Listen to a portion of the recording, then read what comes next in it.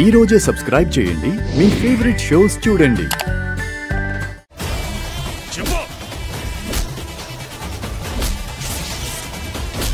Inspector గారు, మీరు చేస్తుంది కరెక్ట్ కాదు.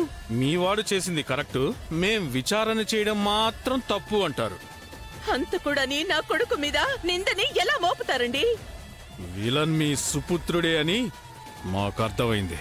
ఇన్స్పెక్టర్ గారు, ఇప్పుడది ఎట్టి పరిస్థితుల్లోనూ బయటికి రాకూడదు. Okay madam.